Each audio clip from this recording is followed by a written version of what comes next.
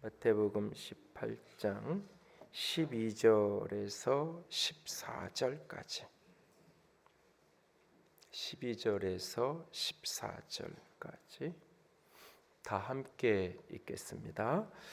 너희 생각에는 어떠하냐? 만일 어떤 사람이 양 100마리가 있는데 그 중에 하나가 길을 잃었으면 그 99마리를 산에 두고 가서 길 잃은 양을 찾지 않겠느냐? 진실로 너에게 이르노니 만일 찾으면 길을 잃지 아니한 99마리보다 이것을 더 기뻐하리라. 이와 같이 이 작은 자 중에 하나라도 잃는 것은 하늘에 계신 너 아버지의 뜻이 아니니라. 아멘. 기도합니다. 영광의 하나님, 사랑의 하나님, 이 시간 살아계신 주의 음성을 듣기 원합니다.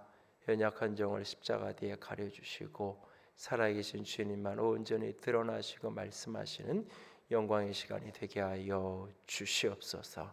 주의 영광 앞에 설 수 있기를 원합니다. 주님 간절히 의지합니다. 우리 주님 예수님 이름으로 기도드렸습니다. 아멘.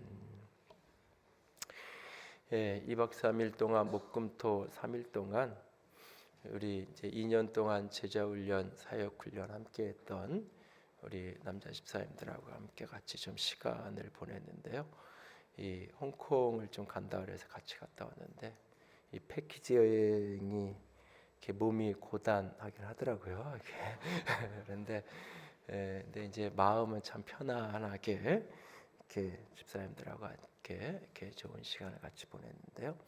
이렇게 여기저기를 이렇게 둘러보는 중에 가이드가 한 곳을 이렇게 소개하는데 거기가 이제 보기 드물게 이제 홍콩이 다 이제 암벽으로 된 바위섬인데 모래사장에 작은 해변이 이렇게 짧게 있는데 그곳을 이렇게 이야기하면서 저 자리에서 예전에 그 최은희 씨가 영화배우 납치됐던 자리라고.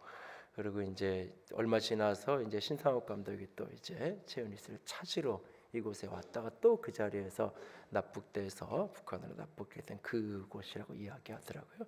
그러면서 그때 이렇게 납북된 데에 이렇게 중요한 역할을 했던 공작원들이 있었는데 그 사람들이 누구냐면 바로 가이드가 그랬다고. 조심하시라고. 그러면서 근데 요즘에는 이게 안 먹힌다고. 그 나이 드신 어르신들도 하는 얘기가 가이드 덕분에 북한 관광 갔다 오게 생겼다고. 이게 이 남북 관계가 안 좋을 때는 이게 먹혔는데 별로 안 먹힌다고 얘기를 하시더라고요. 그래서 사실 지난 4월 16일 날 4월에 이 최은희 씨가 92세의 일기로 세상을 떠나죠. 근데 그때 나왔던 이 여러 보도 가운데 인상 깊었던 것 중에 하나가 이분이 돌아가시면서 자식 장례식장에 이렇게 음악을 틀어놓는데 김대환 선생님의 그 난 바보처럼 살았군요 그 노래를 이렇게 틀어달라고 내가 이렇게 가장 좋아했던 노래라고 고백하면서 틀어달라고 그랬다 그러더라고요. 어느 날 난 낙엽치는 소리에 갑자기 텅 빈 내 마음을 보았죠. 그냥 덧없이 흘러버린 그런 세월을 느낀 거죠. 저 떨어지는 낙엽처럼. 그렇게 살아버린 내 인생을 잃어버린 것이 아닐까? 늦어버린 것이 아닐까? 흘러버린 세월을 찾을 수만 있다면 얼마나 좋을까? 난 참 바보처럼 살았군요. 이거를 잘 부를 수 있으면 제가 한번 해드리면. 근데 사실은 이 최은희 씨가 돌아가시기 3년 전에 했던 그 중앙일보 인터뷰 기사를 보면 화려하게 살아온 것 같지만 지금까지 변변한 폐물 하나 없다. 촬영장마다 짐을 풀고 다시 싸는 트렁크 인생이었다. 신감독과 함께하면서도 개런티 한 번 제대로 받지 못했다. 돈 한 번 풍족하게 쓴 적도 없다. 어쩌면 남들 보기엔 참 화려한 인생을 살았지만 내면에 쓸쓸함을 가진 인생. 그래서 이 노래를 그렇게 좋아했고 자신의 장례식장에 이 곡을 이렇게 틀어달라고 한 건 아닐까 싶습니다. 어느 날 낙엽이 떨어지는 것처럼 내 인생이 떨어지는 날, 내가 이분처럼 이렇게 유언을 할 수 있는 축복을 가질 수 있다면 여러분 어떤 곡을, 어떤 노래를 또는 어떤 찬양을 내 인생에 이 낙엽이 떨어지는 그날 그곳에 잔잔하게 흘렀으면 좋겠을까요? 어느 날 문득 세월이 흘러가는 것을 느낍니다. 흘러가 버린, 살아버린. 그런데 이게 혹시 잃어버린 것은 아닐지, 살았는데 잃어버린 것은 아닐지, 살았는데 너무 늦은 것은 아닐지 문득 되묻고 또 되묻게 될 때가 있습니다. 어떻게 하면 우리의 인생, 잃어버린 인생이 아니라 늦어버린 인생이 아니라 영광스러운 인생, 아름다운 인생을 살아낼 수 있을까요? 오늘 본문의 이야기는 길을 잃어버린 한 양에 대한 이야기입니다. 우리는 누가복음 15장에 등장하는 잃어버린 양의 이야기, 잃어버린 드라크마, 잃어버린 은전의 이야기, 그리고 잃어버린 아들의 이야기가 세 이야기가 비유가 한 세트로 나와 있는 누가복음의 본문을 즐겨 읽으면서 그 잃어버린 양, 잃은 양을 찾는 목자에 대한 이야기를 하게 됩니다. 그런데 그 본문의 이야기, 누가복음 15장의 본문의 이야기랑 같이 오버랩되지만 오늘 문맥의 흐름이 조금 다른 문맥 속에서 예수님께서 말씀하십니다. 한 마리의 양이 길을 잃었습니다. 원래 이 양은 100마리의 무리와 함께 있었습니다. 그에게는 목자가 어떤 사람이 있었죠. 그런데 길을 잃어버린 이 양, 목자는 양 한 마리를 잃어버린 것을 깨닫고는 그 양을 찾아 나섭니다. 다른 99마리의 양들을 산에 두고 그 한 마리의 잃어버린 양을 찾아 나섭니다. 그러니까 마침내 잃어버린 한 마리의 양을 찾고는 너무너무 기뻐하는데 잃어버리지 않았던 99마리의 양보다 더 기뻐한다고 말합니다. 그리고는 본문의 이야기는 잃어버린 양의 이야기, 양을 되찾는 목자의 이야기, 어떤 사람에 대한 이야기를 하는데 마지막 결론은 이 작은 자라도 잃어버려지지 않는 것이 내 아버지의 뜻이다. 하늘 아버지 하나님에 대한 이야기를 하고 있는 것을 보게 됩니다. 이 목자는 예수님이요 하나님이요, 잃어버린 양은 곧 우리들을 이야기하는 것인 것을 알게 되죠. 그런데 이 본문의 이야기를 마태복음 18장을 조금 넓은 문맥 속에서 마태복음 18장 전체의 흐름을 이어가면서 좀 본문을 들여다볼 필요가 있습니다. 어떤 흐름 속에서 예수님이 이 잃어버린 양의 비유, 이 이야기를 하고 계신지. 마태복음 18장은 이렇게 시작됩니다. 제자들이 예수님께 물어요. 예수님, 천국에 가면 어떤 사람이 큰 사람입니까? 천국에서 위대한 사람은 어떤 사람입니까? 하나님 앞에 크다고 인정받는 사람, 하나님 앞에 위대한 인물, 그런 사람은 어떤 사람인가요? 물어요.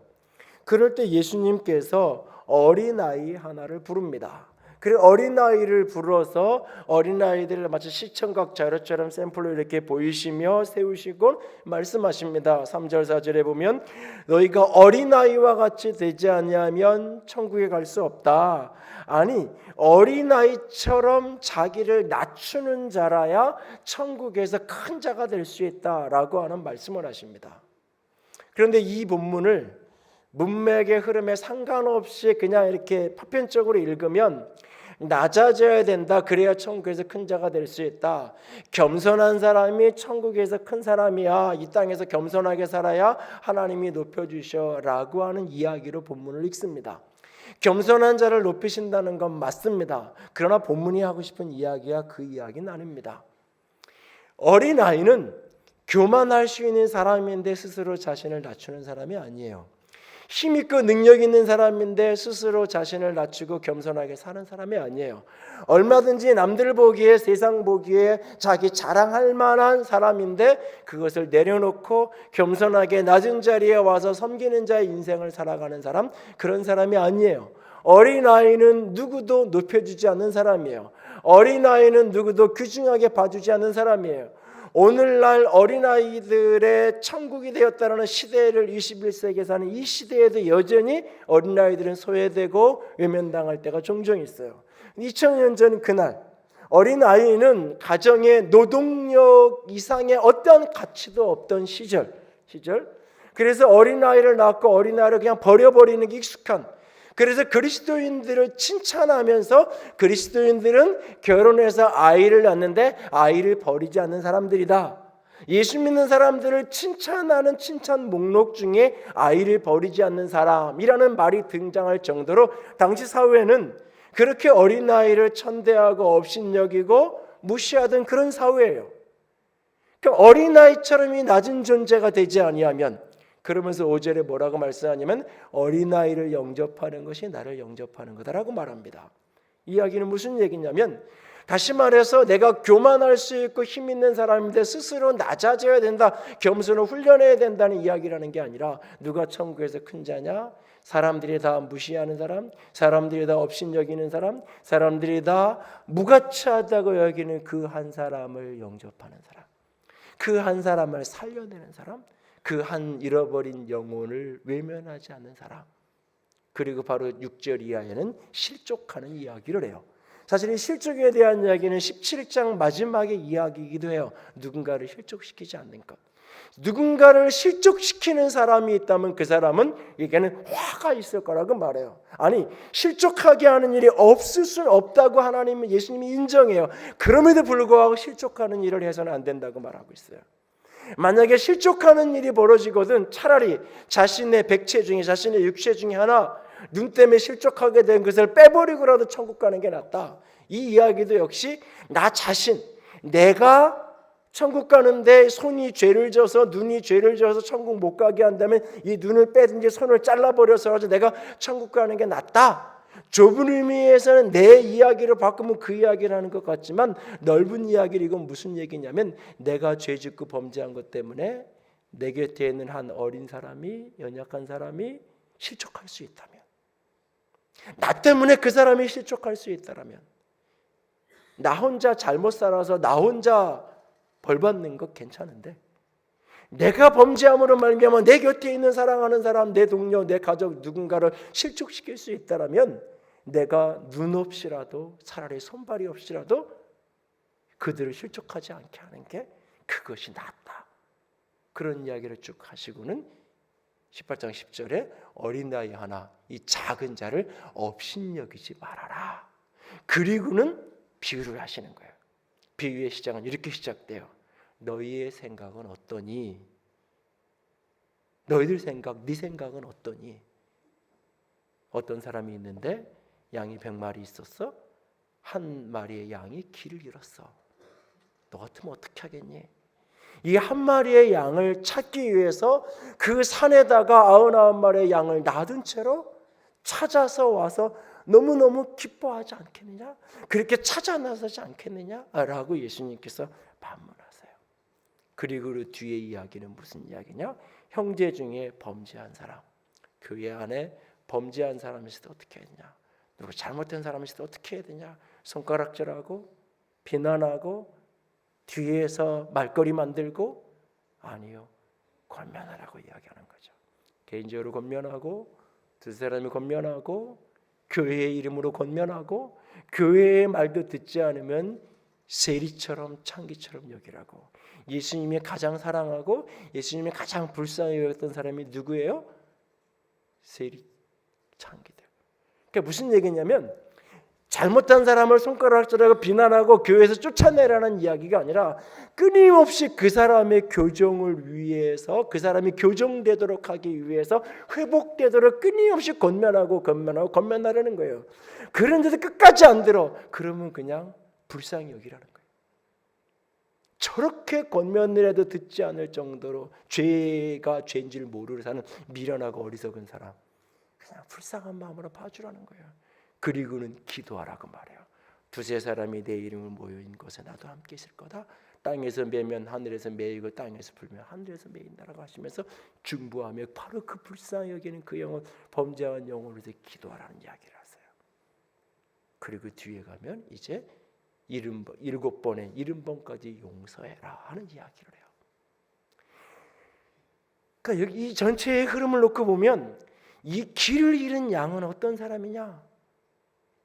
자신의 존재가, 인생에서 어느 날 길을 잃었다는 것은 내 인생의 존재가 아무것도 아닌 것 같은 어느 날,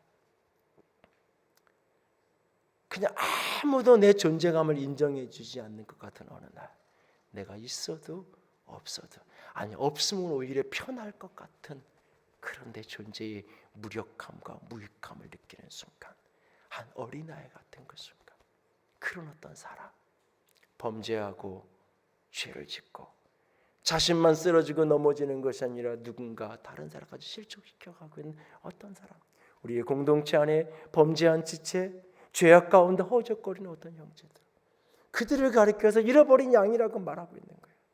아니, 내 스스로가 때로는 그런 양의 모습, 열심히 살았는데 어느 날 문득 보니까 나는 아무것도 아닌 것 같아. 진짜 내가 바보처럼 산 게 아닌가?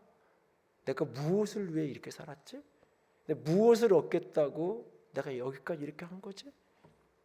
아무도 나의 존재감을 인정해 주지 않고 내 인생에 남은 건 아무것도 없는 어느 날 어린아이같이 업신여긴 당하는 그 순간, 아니, 내 잘못 때문에 나 한 사람 벌받고 내 잘못 때문에 나 한 사람 책임져야 된다고 하면 내가 그 대가집을 하겠는데, 내가 잘못한 것 때문에 내 가족이 고통받아야 되고 내가 잘못한 것 때문에 내 사랑하는 사람이 가슴 아리하고 너무너무 힘겨워하는 그 모습을 봐야 될 때 내 인생은 길을 잃어버린 인생 같은, 그 산 어느 곳에 홀로 그렇게 버려진 것 같은, 아니 내가 스스로 나를 버린 것 같은 그런 절망감이 찾아오는 그런 날 어떻게 해야 될까요? 목자는 그런 우리를 버리지 않습니다. 요한복음 8장에 예수님은 자기 자신 이렇게 말합니다. 나는 어디서 와서 어디로 가는지를 안다. 길을, 어디서 와서 어디로 가는지를 아는, 길을 잃지 않은 분이에요. 그래서 14장에 가면 예수님은 내가 곧 길이다 라고 예수님이 말씀하고 계시죠. 여러분이 혹 지금 이 순간 길을 잃은 것 같은 경험을 하고 계신가요? 내 존재감이 아무것도 없고 무익한 존재가 돼버린 것 같은, 열심히 살아온 것 같은데 내 손에 남은 건 아무것도 없는 것 같은, 길을 잃은, 이젠 또 어떻게 가야 되지? 그런 어떤 아픔을 겪고 있나요? 아니면 내 잘못 때문에, 내 범죄한 때문에, 아니 지금 이 순간은 그렇지 않다 할지 어느 날 문득 그런 순간을 만난다면 어떻게 회복해야 할까요? 아니, 길을 잃어버리고 헤매이는 내 지체와 형제 사랑하는 어떤 사람이 곁에 있다고 할 때 우리는 그를 어떻게 되돌려지게 할 수 있을까요? 오늘 말씀을 통해서 몇 가지 지혜를 나누기 원합니다. 첫 번째로, 목자를 떠남이 길을 잃음입니다. 목자를 떠나는 것이 길을 잃어버리는 것입니다. 당시 사회에서 목자가 양을 친다고 말할 때 이 목자가 양을 치는 이 그림은, 이 풍경은 여러분들이 뭐 이렇게 뉴질랜드나 이런 데 이렇게 여행을 갔다가 양모 털 깎는 체험을 하거나 이런 식의 어떤 그 유럽의 이렇게 아름다운 서유럽의 그런 어떤 그림 같은 그런 풍경에 양을 치고 목자가 일을 하는 게 아니에요. 아주 척박한 땅에 그냥 문 바깥에만 나가면 어디나 풀이 있는 게 아니에요. 문 바깥에 나가면 그냥 다 황량한 광야일 뿐이에요. 바위고. 그런데 어느 곳에 목초지가 있는 곳은 오직 목자만 알아요. 그리고 그 언덕 너머에 물이 있다는 것도 목자만 알아요. 그래서 목자의 손에 이끌려 가야 돼요. 때로는 여기에 너무 이 마을에 먹을 것도 없고 물도 없어가지고 때로는 몇 개월을 먼 마을에 가가지고 지역에 가서 거기서 건기가 다 끝날 때까지 그렇게 머물다가 다시 목자의 집으로 돌아오기도 해야 돼요. 그렇게 목자가 양을 이끌고 갈 때 원래 이렇게 서울에서 부산 가면 고속도로 쭉 타고 가면 되는 것처럼 그렇게 길이 나 있는 게 아니에요. 그냥 광야예요. 그래서 그것을 오늘 본문에는 산이라고 표현을 했고 누가복음 15장에는 들이라고 표현했어요. 그냥 목자가 가면 그게 길이에요. 목자를 따라가면 그게 길이고 목자를 잃어버리면 바로 길을 잃어버린 거예요. 목자를 잃는 것, 그게 바로 길을 잃는 거예요. 여행을 가서 가이드를 잃어버리면 길을 잃어버리는 것처럼 목자를 잃어버리는 게 곧 길을 잃어버리는 거예요. 여러분, 누가복음 15장에 세 가지 비유, 잃어버린 양, 잃어버린 은전, 드라크마, 잃어버린 아들. 제가 이걸 탕자의 비유라고 잘 말하지 않아요. 잃어버린 아들. 왜? 두 아들이 다 잃어버린 아들이기 때문에. 비유 속에 등장하는 아버지의 제사를 허랑방탕하게 일반적인 시선의 탕자라고 보이는 그 아들도 아버지 집에 충실하게 살았던 율법주의적인 그 아들도 둘 다 잃어버린 아들이에요. 왜 잃어버린 아들이냐? 비유의 시작은 작은 아들이 아버지 집을 떠나는 것으로 시작이래요. 아버지 집을 떠난 것이 잃어버림이에요. 비유의 끝은 여러분은 누가복음 15장 10절 이하를 정확하게 집에 가서 읽어보세요. 비유의 끝은 아들이 집 바깥에 있는 것으로 끝나요. 큰 아들이. 비유들의 출발은 첫 아들이 작은 아들이 집을 떠나는 걸로, 비유의 끝은 큰 아들이 집 바깥에 헤매이는 걸로. 둘 다 잃어버린 아들이에요. 아버지를 떠나는 것이, 아버지 집을 떠나는 것이 잃어버려지는 거예요. 그리고 잃어버려진 그 자리에서 만나는 것이 기근이고 고통이고 아픔이에요. 돼지 쥐염 열매라도 먹으면서 어떻게 살고 싶은데 그것조차 주는 사람이 아무도 없는 그 고통 속에서 살아야 되는 형편, 그것이 목자를 잃어버린 모습이에요. 이것을 마태복음 9장 36절에 예수님은 이렇게 묘사하셨잖아요. 성경은 이렇게 묘사하잖아요. 같이 읽습니다. 무리를 보시고 불쌍히 여기시니 이는 그들이 목자 없는 양과 같이 고생하며 기진함이라. 이사야서 53장 6절도 같이 읽습니다. 우리는 다 양 같아서 그릇 행하여 각기 제 길로 갔거늘. 여러분, 제 길로 가는 것이 그릇 행하는 거예요. 제 길로 가는 것이 죄를 짓는 거예요. 제 길로 가는 것이 잃어버려지는 거예요. 제 길로 가는 것이 사망의 길이에요. 현대사회는 자기 길을 가야 된다고 말해요. 현대사회는 자기 원하는 삶을 살아야 된다고 말해요. 현대사회는 자기 보기에 좋은 길을 사는 게 성공한 인생, 행복한 인생이라고 말해요. 그런데 그것이 그릇 행하는 거라고 말해요. 그것이 죄라고 말해요. 그것이 멸망에 이르는 길이라고, 죽음의 길이라고 말해요. 왜? 목자를 잃어버리는 것이기 때문에. 제 길로 가는 것, 그게 그릇 행하는 거예요. 목자를 잃어버리는 것, 그것이 바로 인생의 길을 잃는 거예요. 마태복음 7장 13절 14절 이런 말씀이 있어요. 같이 읽습니다. 좁은 문으로 들어가라. 멸망으로 인도하는 문은 크고 길이 넓어 거리로 들어가는 자가 많고 생명으로 인도하는 문은 좁고 길이 협착하여 찾는 자가 적음이라. 멸망으로 인도하는 길, 그 문은 넓고 길이 넓고 가는 사람이 많아요. 생명으로 인도하는 그 길은 길이 좁고 가는 사람이 적어요. 길이 좁고 가는 사람이 적은 그 길에도 생명의 길이에요. 왜? 목자가 그 길을 함께 가면. 그러나 많은 사람들이 가요. 사람들이 다 이렇게 살아야 된다고 이야기해요. 그래서 그렇게 살아요. 넓은 길, 많은 사람이 걷는 길. 그런데 그 길이 멸망의 길이라고 이야기해요. 패키지 여행을 하니까 이제 뭐 6분이 저기 이제 같이 갔는데 다른 분들이 이렇게 같이 여행을 하면 이동을 하잖아요. 한 코스에서 이렇게 한 분이 이렇게 차를 다 탔는데 한 분이 없어요. 어디 갔나 싶어서 찾더니 그분이 어떻게 된 거냐면 이제 나중에 찾았는데 앞에 이렇게 일행을 이렇게 따라가다가 저 앞에서 횡단보도가 바뀌는 거예요. 그러면서 사람들이 이렇게 서 있던 사람들이 쭉 건너가는 거예요. 그러니까는 저 무리 속에 같은 일행이 있다라고 본인은 믿는 거예요. 그리고 열심히 뛴 거예요. 저 횡단보도를 건너야만 내가 사니까 열심히 뛰어서 건넜어요. 성공했어요. 주변을 보니까 다 모르는 사람이에요. 일행들은 저 앞에서 대기하고 있던 버스에 올라탄 거예요. 이분은 열심히 뛰었어요. 목표를 이루었어요. 사람들이 다 가는데 같이 끼었어요. 살았다고 생각했을 거잖아요. 이걸 조금 과장해서 표현하면 그게 죽는 길이었잖아요. 사실은 여러분, 근데 우리가 인생을 이렇게 많이 산단 말이에요. 남들이 다 가니까 이 정도 나이 되면 이걸 이루어야 돼. 반드시 이 대학을 가야 돼. 반드시 이전 직장을 얻어야 돼. 반드시 결혼할 때는 이 정도는 갖추고 결혼해야 돼. 내 나이가 되면 50이 되면 이 정도는 살아야 돼. 그러니까 그런 목표를 딱 향해서 사람들이 가는 대로 진짜 모든 것을 다 걸고 달렸단 말이에요. 어느 날 보는데 내가 걷던 길이 이 길이 아닌, 잃어버린, 늦어버린 바보처럼 살아오는 길일 수 있다는 거예요. 목자를 잃어버리면, 목자를 따라가지 않으면.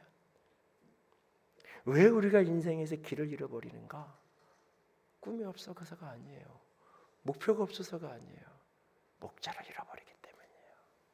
목자를 잃어버리는 것이 곧 길을 잃어버리는 것이라는 사실을 잊지 마세요.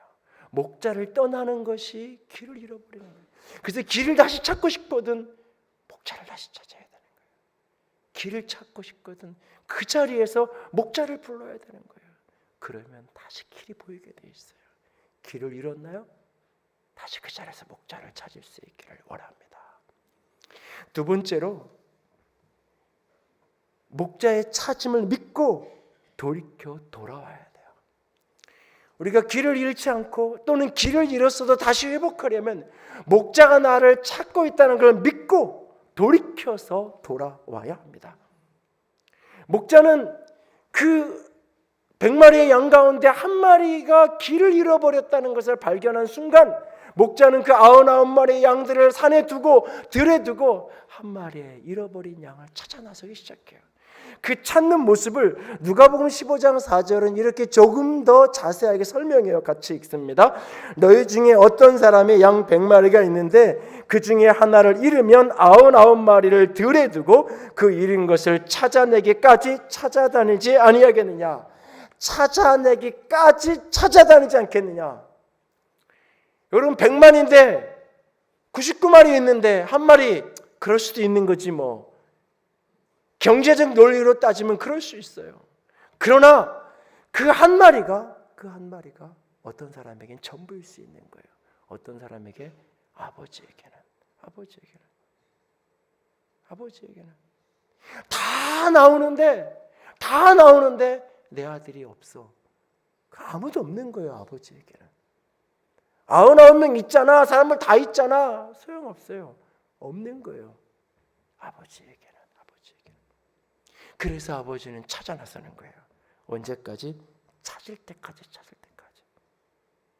같이 갔던 일행 중에 초등학교 4학년짜리 아들하고 같이 온 부부가 있었는데 마카오 타워가 이렇게 있는데 그 좁아가지고 우리나라 뭐 남산 타워보다도 작은데 거기 이렇게 한 바퀴를 도는데 그 이제 밤 늦은 시간이긴 했는데 아이가 갑자기 없어진 거예요. 그러니까 아빠가 순간에 이제 이렇게 해야 되잖아요. 근데 사실은 아이는 저 엘리베이터 타려고 애가 좀 빨라요. 그래서 엘리베이터 타려고 먼저 가서 저 앞에 줄 서 있고 이제 그러니까는 그 순간 아빠가 아이를 찾는 그 표정을 딱 그 이제 잠깐 봤는데 순간 그 당황하면서 아이를 잃었을 때 느끼는 그 느낌 한 번쯤은 많은 분들이 경험해 보셨을 거예요. 사람이 아무리 많아도 소용없어요. 내 아들이 거기 없으면. 그러니까 찾을 때까지 찾는다는 말은 바로 그거예요. 천국에 사람 많은데 뭐 교회에 사람 많은데 뭐 하나님이 나 하나쯤이야. 아니요. 하나님의 시선은 그 한 사람에게 바로 나에게 있어요. 그래서 하나님은 나를 찾아내고야 마는 거예요. 그런데 그 찾는 모습이 때로는 여러 가지 모습으로 나타나요. 누가복음 15장에 잃어버린 아들의 이야기 속에 아버지는 아들을 찾아 나서지 않아요. 잃어버린 양과 잃어버린 은전 드라크마의 이야기는 목자가 여인이 양을 찾고 온 집안을 뒤집어도 드라크마를 찾아요. 근데 아버지는 아들을 찾지 않아요. 아들이 아버지에게 살아있는 아버지에게 유산을 달라고 이야기해요. 여러분이 아들에게 이런 소리를 듣는다면 어떤 느낌일 것 같아요? 그냥 나 사업하는데 아버지 사업자금 좀 도와주세요가 아니에요. 유산 내 목 어차피 줄 거니까 미리 주세요. 살아있는 아버지에게 어디 배은망덕한 그런데 아버지는 줘요. 그 유산을 아들이 현금화하는데 아버지는 아무 말하지 않아요. 그걸 다 챙겨가지고 먼 나라로 가는데 아버지는 아무 말하지 않아요. 허랑방탕하게 허비하는데 아버지는 그걸 찾아다가 너 이렇게 살면 안 되라고 멱살을 잡아다 끌고 오질 않아요. 다 잃어버리고 가난한 자가 되어서 배고프면서 먹을 거 하나 줄 사람이 없어가지고 고통받고 있는데 아버지는 그를 찾아오지 않아요. 아들이 돌이켜서 아버지 집에로 오는데 저 언덕 넘어오는데 아버지는 아직 거리가 먼데도 아버지는 아들을 알아봐요. 집을 떠날 때의 몰골이 아니에요. 집을 떠날 때에 말쑥하게 차려입었던 좋은 옷이 아니에요. 집을 떠날 때 단정하게 했던 머리 스타일이 아니에요. 그럼에도 불구하고 저 멀리서 오는 아들을 아버지는 알아보고 뛰어가요. 아버지는 기다리고 있었어요. 그 아버지의 찾음은 기다림이었어요. 왜? 강제로 끌고 올 수 있어요. 그러나 그 아들은 또 나갈 거예요. 왜? 그 아들의 시선이 늘 집 바깥에 있으니까. 그 아들의 생각에 그 아들의 눈이 집 바깥에 있고 아버지에게 있지 않아요. 그렇기 때문에 몸을 아무리 끌어와도 그 아들은 또 나갈 거예요. 아버지의 집을 떠남이 고통이요, 아버지의 집을 떠남이 아픔이요, 아버지의 집을 떠남이 죽음이라는 것을 스스로 경험하고 돌이켜야 돼요. 그래야 그 아들을 진정 찾을 수 있어요. 그래서 아버지는 아파도 기다리는 거예요. 그 기다리는 가슴이 더 아픈 거예요. 달랠 수 있어요, 사정할 수 있어요, 그래서 끌고 올 수 있어요. 아니요, 그럴 수 있음에도 그렇게 하지 않은 아버지의 기다림은 더 고통스러운 찾음인 거예요. 그 아들을 향해서 아버지는 그렇게 아들을 찾는 거예요. 그 아버지가 나를 찾고 계신다는 걸 믿고 그 아버지에게로 돌이키는 것, 아버지를 찾는 것, 그것이 바로 잃은 자리에서 다시 회복될 수 있는 길이에요. 아버지는 그런 마음으로 우리를 찾고 우리를 기다리십니다. 그걸 믿고 그분에게로 돌이켜지는 저와 여러분이 되기를 원합니다. 오래전에 한 10년 된 것 같은데 우리 큰아이가 한결이가 이렇게 초등학교 6학년 때 이 세계인 선교에서 하는 미국 선교 투어에 아이를 같이 이렇게 보낸 적이 있어요. 그때가 이제 그 오바마 대통령이 막 처음 취임할 때 그 시즌이었는데 굉장히 추운 겨울에 이제 동부 지역을 투어를 했는데 갔다 와가지고 이제 막 2주를 갔다가 와서 이제 이런저런 얘기를 하는데 이야기를 들으면서 섬뜩했던 경험이 있는데 그게 뭐냐면 그 뉴욕의 맨하탄에서 길을 잃어버린 거예요. 같이 그때 이제 10여 명이 같이 이렇게 갔었는데 거기서 이제 길을 잃어버린 그 경험을 이제 얘기를 하는 거예요. 그 얘기를 듣는 순간 이게 정신이 번쩍, 요즘 마치 뭐 핸드폰도 있고 이럴 때가 아니잖아요. 그러니까 그 길을 잃어버린 이유가 뭐냐면 저희 큰애가 이제 저보다는 조금 더 이렇게 정서적인 게 또 풍부한다 해서 뭐 시도 쓰고 뭐 요즘에 그런다 그러는데 하여튼간 그래서 이제 이렇게 뭐 이렇게 불빛을 보고 막 이렇게 보면서 이렇게 정신없이 그 화려한 뉴욕의 맨하탄의 그 풍경에 이렇게 빠진 거죠. 그러면서 일행이 어떻게 가는지 잊고 그냥 있었던 거예요. 순간 이제 잃어버린 거를 느꼈잖아요. 깨달았잖아요. 어떻게 했는데 그랬더니 그 자리에 그대로 서 있었다 그러더라고요. 그런데 조만치 거리 이렇게 보니까 이제 경찰이 보여서 폴리스가 보여서 찾아가서 이제 뭐 어떻게 자기한테 하여튼간 이야기를 하고 거기 서 있었다 그러더라고요. 그 자리에. 왜 그랬는데 그러니 물어보니까 하는 얘기가 그 같이 갔던 일행이 그런 일이 벌어질 수 있으니까 사람이 많은데 밤에 나가니까 혹 길을 잃거든 그 자리에 무조건 서 있으라고. 같이 있었던 조의 리더하던 형이 대학생 형이 그렇게 얘기했다. 그러면 반드시 간 길을 되돌아와서 너를 찾아갈 거라고. 그걸 믿고 거기에 서 있던 거죠. 이 아이가 길을 찾는 거는 그 맨하탄 거리를 헤매이는 게 아니에요. 거기에 그냥 서 있는 거예요. 내가 서 있으면 길을 잃었는데 서 있으면 형들이 나 찾아올 거야. 그걸 믿고 선생님이 나 반드시 찾아올까 그걸 믿고 거기에 서 있는 거예요. 길을 잃었을 때 인생의 길을 잃었을 때 무언가 새로운 목적을 찾아서 새로운 어떤 선인을 찾아서 돌아다니는 게 아니에요. 인생의 길을 잃었을 때 목자를 다시 만나야 돼요. 아버지께로 다시 돌이켜야 돼요. 어디서부터? 아버지의 음성을 듣는 것부터. 목자를 잃어버렸다는 것은 목자의 음성을 잃어버렸다는 거예요. 목자의 음성을 듣는 귀가 닫혀버린 거예요. 다시 주의 말씀 앞에 서서 주님이 내게 찾아오시기를. 내가 잃어버린 그 자리에 서서 아버지 이 자리에서 내가 어떻게 인생을 다시 세워가야 되고 어릴 때부터 내 인생을 다시 풀어가야 되는지 하나님 내게 말씀해 주세요. 주의 약속의 말씀을 붙들고 엎드려서 거기에 이렇게 서 있는 거예요. 말씀을 읽고 또 읽고 또 읽고 이 말씀이 살아있는 생명이 돼서 내 인생의 좌표로 다가오는 어떤 순간까지 그렇게 주님이 나를 찾아와 주시는 그 순간을 기다리며 그렇게 주님을 찾는 거예요. 여기에 가니까 이게 있다, 저기에 가니까 저기에 있다 헤매고 다니는 게 아니라 그것이 바로 나를 찾는 그분을 믿는 거예요. 찾으면 찾을 것이라고 말씀하셨던 그분을 믿는, 목자가 나를 반드시 찾아올 거예요. 그런데 때가 돼야 돼요. 내가 돌이켜져야 돼요. 목자를 떠남이 죽음이요, 목자를 떠남이 멸망이라는 것을 내가 가슴으로 깨달아서 돌이켜져야 돼요. 그 돌이킴의 찾음으로 하늘을 바라볼 때 주님이 나를 찾아오실 거예요. 특별히 주의 말씀 속에 그분의 약속 가운데 나를 다시 만나 주실 거예요. 그렇게 길을 잃은 자리에서 서서 나를 찾으시는 그분을 만나게 되는 축복이 있기를 원합니다. 세 번째로는 목자의 기쁨 안에 찾음으로 거해야 합니다. 길을 잃지 않으려면, 아니 잃었는데 다시 길을 온전히 회복하려면 목자의 기쁨 안에서 찾음으로 살아가야 됩니다. 목자는 그 한 마리 양을 찾았어요. 그리고는 너무너무 기쁘다고 이야기해요.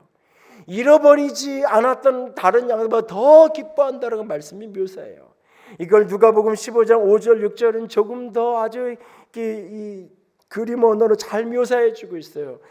같이 읽습니다. 또 찾아낸즉 즐거워 어깨에 메고 집에 와서 그 벗과 이웃을 불러 모으고 말하되 나와 함께 즐기자, 나의 잃은 양을 찾아내었노라 하니라.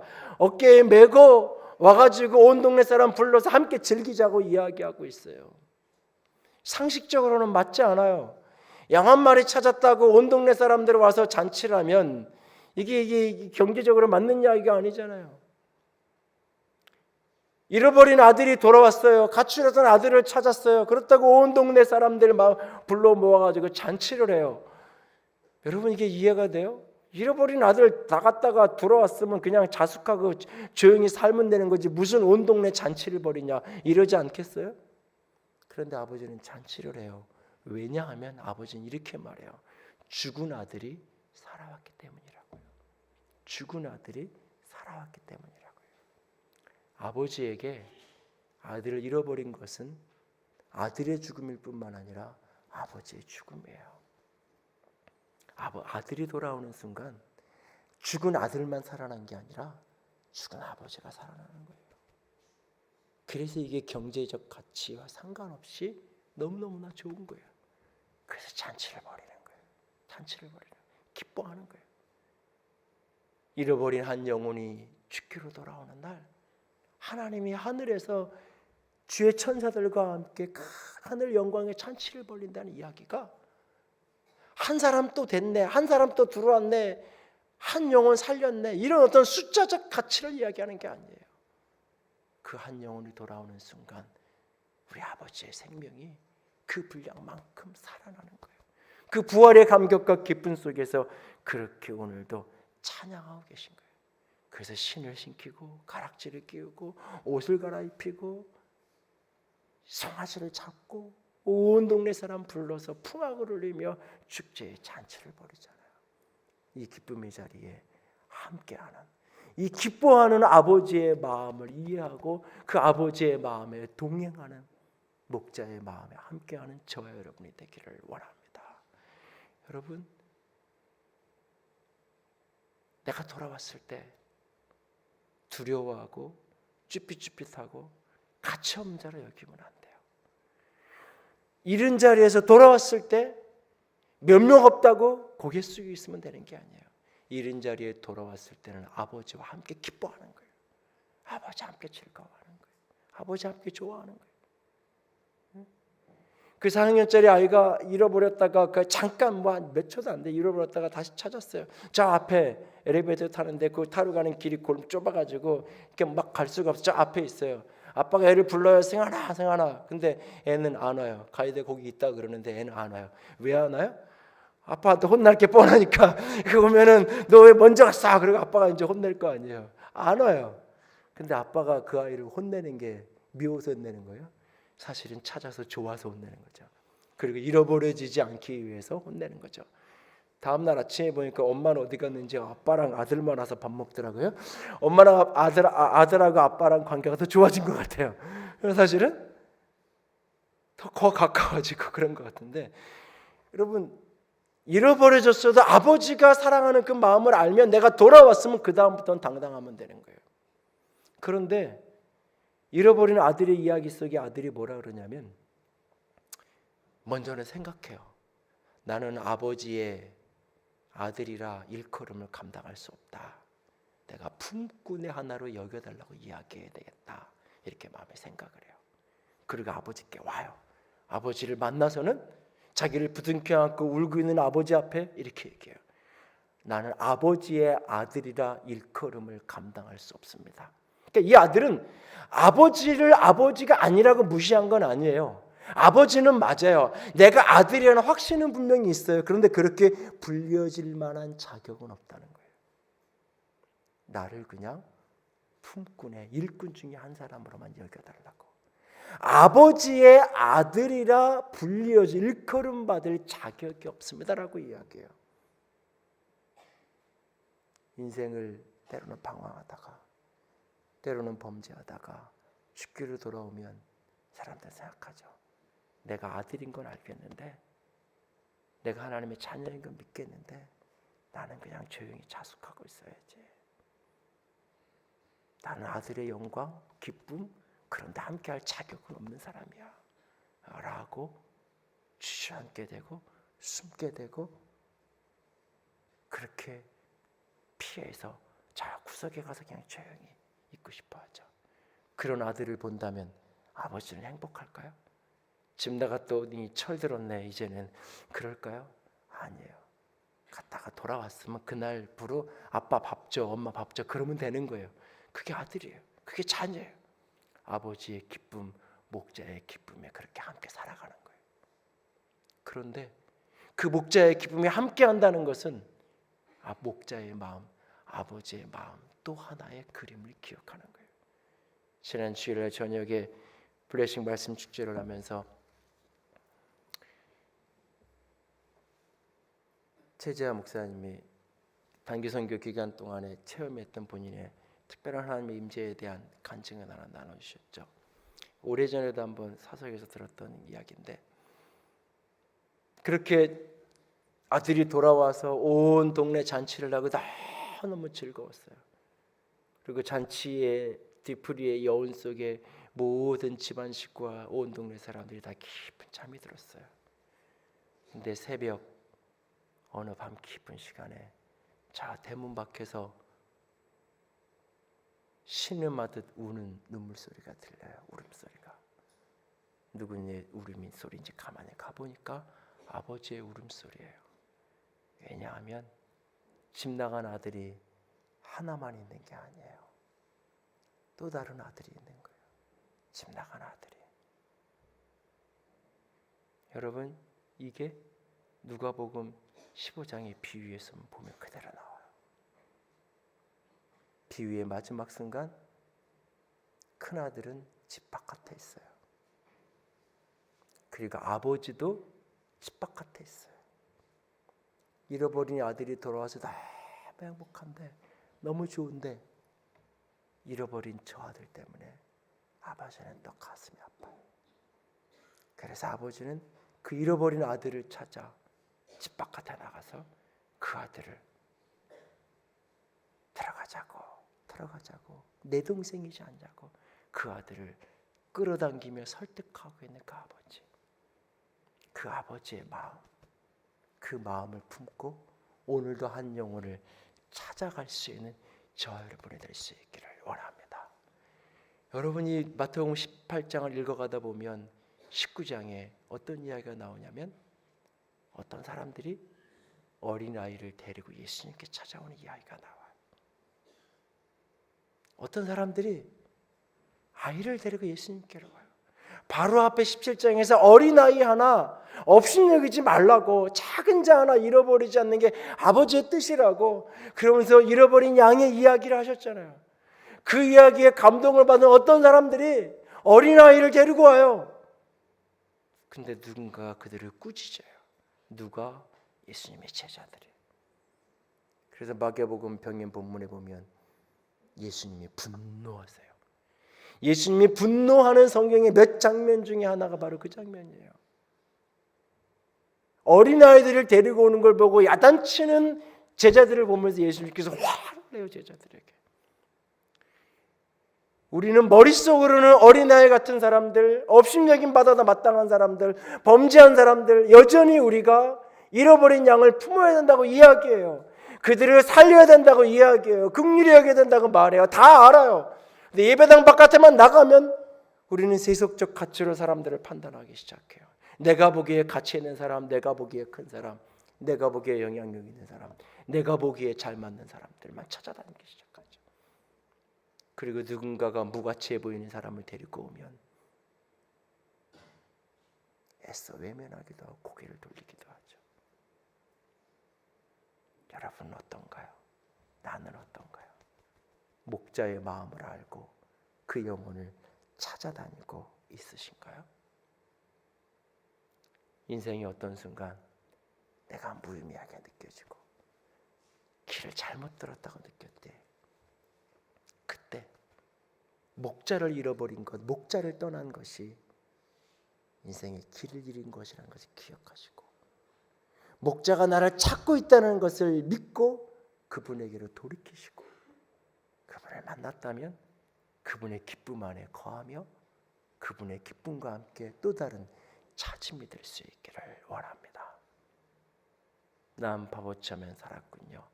이 노래를 처음 불렀던 지금은 목사님이 되신 이종용 목사님. 70년대 포크 가수로 최절정기에 대마초 사건이 연루되면서 본인이 아무리 대마초를 핀 적이 없다고 이야기해도 항변을해도 받아들였잖아요. 한순간에 나락으로 떨어졌다가 4년 만에 재기를 하죠. 그러면서 겨울아이, 이거 사실은 크리스마스 예수님에 대한 고백이에요. 그러니까 겨울에 생일 맞은 그냥 사람을 향한 노래가 아니라 본인의 신앙, 예수님을 노래하는 그 겨울아이가 100만 장까지 히트가 되고 부와 명예를 얻죠.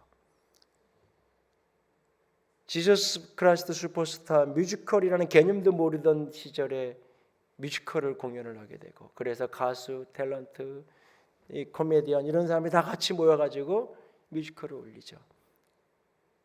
그때 예수 역할을 했던 분이 바로 이종용 씨. 이분이 그 2년여 만 3년 가까이 되는 그 공연을 마치고 마지막 공연을 딱 끝내고 8일 만에 미국으로 떠나요. 지금도 많은 분들이 그분을 만나면 물어요. 당신은 왜 그랬냐고. 왜 그랬냐고. 모든 게 좋고 그 나이에 매니저를 두르고 모든 인기와 부를 다 누리고 있는 그 순간 예수님을 연기하는데 아무리 연기를 하려고 해도 신이신 하나님이신 예수님이 공감이 되지 않는 거예요. 그래서 성경을 읽고 또 읽고 또 읽고 사복음서를 끊임없이 예수님의 심령으로 묵상을 하는데, 그러면서 내 속에 예수님의 마음이 들어오기 시작하는 거예요.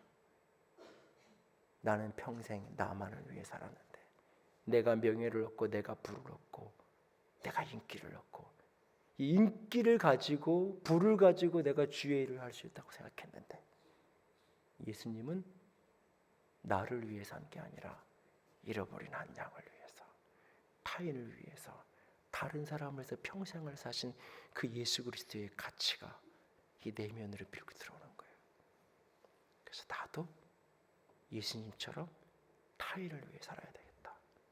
한국에 있으면 자기를 놔주지 않으니까 모든 걸 끊고 미국으로 가서 가장 작은 신학교, 유명하게 한국에서 알려진 신학교가 아닌 작은 마을에 작은 침례교 신학교를 찾아가서 공부를 하기 시작하죠. 그러면서 본인이 그제서야 내가 철을 들었다고 고백을 하세요. 여러분, 난 참 바보처럼 살았다는 이 노래를, 이 고백을 저는 20대 후반 30대 초반인 그 나이에 그분이 하신 게 축복이라고 생각해요. 그러하기에 그 이후에 40년을 다른 인생을 살아낼 수 있었던 거예요. 난 참 바보처럼 살았다라고 하는 이 고백을 죽기 직전이라도 할 수 있다라면 그래도 복 있는 사람이에요. 그때라도 돌이켜줄 수 있으니까. 그런데 어떤 사람은 저 천국에 가서야, 하나님의 심판대 앞에 서서야 잃어버린 인생, 늦어버린 세월, 난 참 바보처럼 살았구나. 그날 거기에서 후회한다면 아무런 의미가 없는 거예요.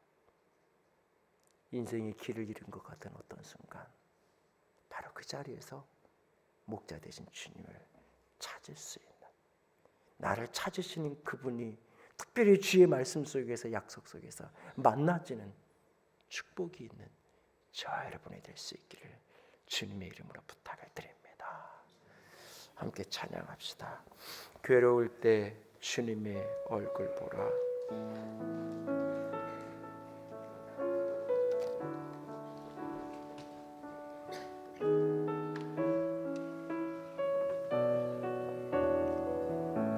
괴로울 때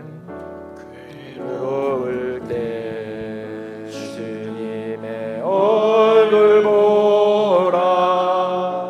평화의 주님 바라보아라. 세상에서 시달린 친구들아, 위로의 주님 바라보아라. 눈을 들어 주를 보라. 내 모든 염려 주께 맡겨라.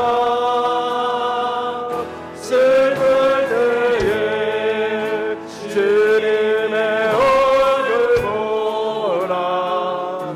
사랑의 주님 원식 주리라. 힘이 없고 내 마음 연약할 때 능력의 주님 바라보아라. 주의 이름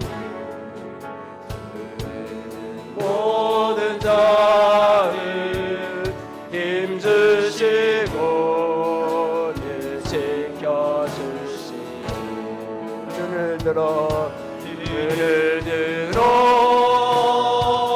주를 보라. 내 모든 염려 주께 맡겨라. 슬플 때에 주님의 얼굴 보라. 사랑의 주님 안식 주리라. 이 시간 같이 기도하기 원합니다. 혹 지금 이 순간 인생의 길을 잃은 것 같은, 다 살아버린, 그런데 잃어버린 것은, 늦어버린 것은 아닐런지,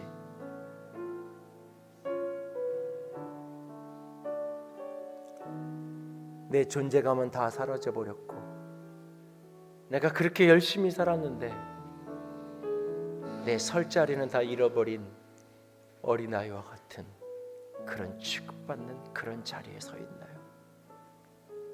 아니면 원치 않게 죄악의 자리에 쓰러져 사랑하는 사람을 또 다른 실족해 하는 자의 자리에 혹 서 있나요? 주님께로 돌이킬 수 있게 원합니다. 바보처럼 살았다고 깨달아지는 그 순간 주님을 바라볼 수 있는, 주님만을 바라보는 그런 우리가 될 수 있기를 원합니다. 기도합니다. 사랑의 하나님, 영광의 하나님, 주님을 바라보기 원합니다. 아버지, 아버지, 아버지, 아버지, 아버지, 주만 바라볼게. 아버지, 주만 바라볼게.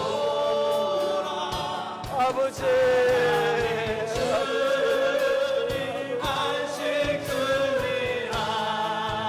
아버지, 길을 잃었습니다. 아버지, 목자를 떠나 길을 잃었습니다. 아버지, 길을 잃어버린 내게 다시 회복했기를 원합니다. 주님이 나를 찾아오심을 내가 믿습니다.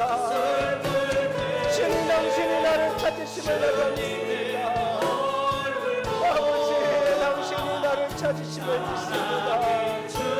내가 주님을 찾으면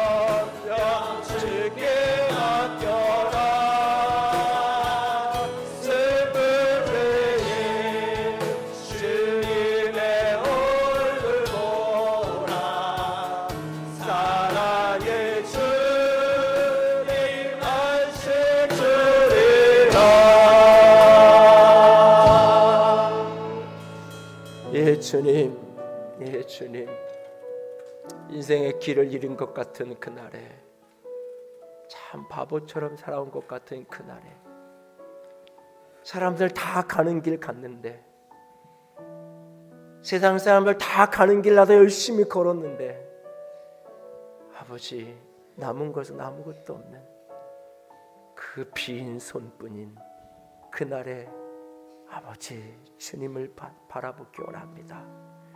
다시 주님을 찾을 수 있기를 원합니다. 주님 도와 주시옵소서. 한 해라도 일찍, 한 해라도 더 젊었을 때 주님 바라보는 그런 아름다운 삶이 회복되기를 원합니다. 다시 주님 붙들고, 다시 주님 붙들고 주님과 함께 걸어가겠습니다. 주님이 길입니다. 주님이 목자입니다. 주님 사랑합니다. 나를 붙들어 주시옵소서. 주님 사랑합니다. 우리 주님 예수님 이름으로 기도드렸습니다. 아멘. 이제는 우리 주 예수 그리스도의 은혜와 하나님 아버지의 놀라우신 사랑하심과 성령 하나님의 교통하시며 기름 부으시는 그 은혜가 오늘도 잃어버린 자리에서 주님을 찾는 모든 이들 위해 이제로부터 영원토록 함께 있을지어다. 아멘.